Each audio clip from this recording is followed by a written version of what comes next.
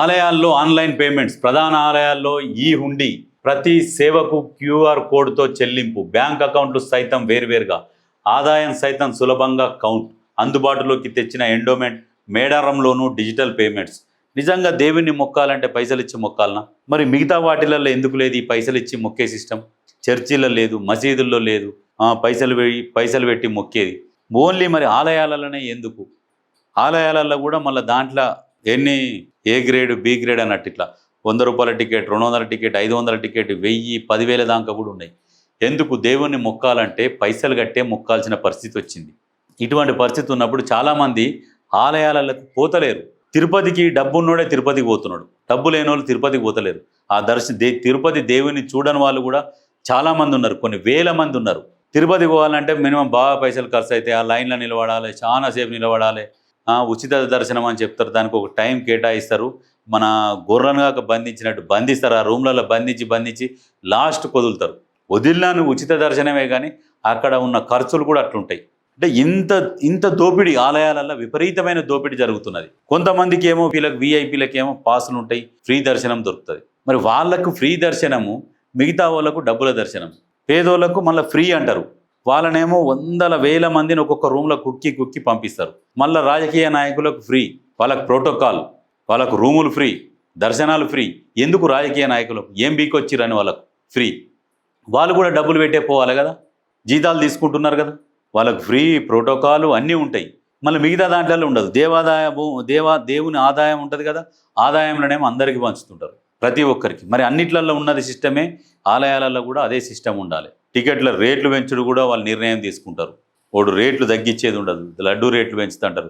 ఈ టెంపుల్ని చూసి మిగతా టెంపుల్లో కూడా దర్శనానికి టికెట్లు పెట్టిరు. ఒక్కొక్క దగ్గర కొన్ని ఇప్పుడు అన్ని ఎండోమెంట్లకు తీసుకున్నారు కొన్ని గుళ్ళని. గతంలో మామూలుగా దర్శనం ఉంటుండే, ఫ్రీ దర్శనం పోతూనే ఉంటుండేది. ఇప్పుడు ఫ్రీ దర్శనం తీసేస్తారు, మినిమం 50 రూపాయలు, 100 రూపాయల టికెట్ కాడికి తీసుకొచ్చారు. అంటే మళ్ళీ దాంట్లో కూడా అక్కడ ఈవోలది పెత్తందార వ్యవస్థ ఉంటుంది. ఏంటంటే ఇక వాళ్ళు ఫ్రీగా తోలిస్తూనే ఉంటారు కొంతమందిని. వాళ్ళ బంధువులు కావచ్చు, చుట్టాలు కావచ్చు, చెవ్వలు కావచ్చు, వాళ్ళకి నచ్చిన వాళ్ళని పంపిస్తూనే ఉంటారు వాళ్ళు. మరి ఈ వ్యవస్థని ప్రక్షాళన చేయాలి కదా, ఎందుకు చేస్తలేరు? అంతా రాజకీయం. ఏంటంటే ఏదైతే జనాభా ఎక్కువైతే మొక్కుతున్నారో దాని మీద ఆదాయం ఎక్కువ వస్తుంది కాబట్టి దేవాలయాల మీదనేమో ఆదాయం తెచ్చుకుంటారు, మిగతా వాటికి ఖర్చులు పెడుతుంటారు. వాటి మీద కూడా ఆదాయం వచ్చేది ఏర్పాటు చేయరు. మరి అది ప్రజల్లారా, నిజంగా పైసలు పెట్టి దర్శనానికి పోవాలంటే ఆ దేవుణ్ణి మొక్కాల్సిన అవసరం కూడా లేదు. పైసలు పెట్టి మొక్కాల్సిన పరిస్థితి వస్తే ఆ దేవుని కూడా మొక్కాల్సిన అవసరం కూడా లేదు. ఎందుకు? ఏమన్నా పైసలు పెట్టి నా దగ్గర రమ్మని చెప్పిండు ఆ దేవుడు? ఏ దేవుడు అన్న? ఇంట్లో మొక్కుకోర్రి, ఇంటి దగ్గర ఉన్న గుళ్ళె మొక్కుకోర్రి. మనసు శుద్ధిగా మొక్కుకుంటే చాలు. మనసు శుద్ధిగా ఉండి మంచిగా ప్రశాంతంగా మొక్కుకుంటే హాయిగా అదే చాలు. నువ్వు వీడి నుంచి ఏడుకోబోయి వందల వేల రూపాయలు ఖర్చులు పెట్టుకొని పోయి మొక్కుకొని వస్తే, నువ్వు పైసలు పెట్టి మొక్కుకొని వస్తే లంచం ఇచ్చినట్టేగా నువ్వు దేవునికి. ఆలోచన చేయరు. ఈ గుళ్ళల్లో పైసలు పెట్టి ఈ దర్శనాలకు పోయేది మాత్రం ఈ వ్యవస్థ తీసేయాలి.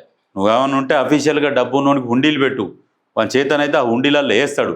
నువ్వు క్యూఆర్ కోడ్లు గుడికి మొత్తం అతికి 100 డబ్బులు ఉన్నోళ్ళు కొడతారు. మీరు బలవంతంగా వసూలు చేస్తారు దర్శనానికి టికెట్లు పెట్టి. ఈ వ్యవస్థ తీసేయాలి.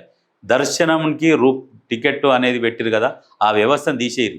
డబ్బు ఉన్నోళ్ళు వాళ్ళకు తృప్తి కొద్దీ ఈ క్యూఆర్ కోడ్ ద్వారా ఎన్ని వేలు కొడతారో, లక్షలు కొడతారో, కోట్లు కొడతారో కొట్టించుకోండి.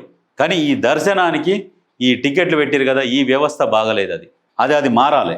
ఇంకా దీన్ని డెవలప్ చేస్తున్నాం, డిజిటల్ పేమెంట్స్ కాదు, వ్యవస్థ మారాలి, టికెట్ తీసేయాలి. కాకపోతే నువ్వు అడ్వాన్స్ బుకింగ్ సిస్టమ్ పెట్టుకోరి, టైమింగ్ పెట్టురు, ఈ టైం నుంచి ఈ టైంకు ఈ టైమింగ్ పెట్టాలి. కానీ టికెట్ల రేట్లు పెట్టి అదేదో లంచంలాగా అయిపోతుంది.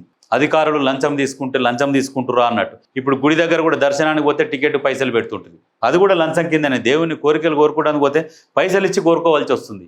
ఉచితంగా కోరుకునే యోగం కూడా లేదు, అంత ఇబ్బంది ఉన్నది. అది తీసేయాలి.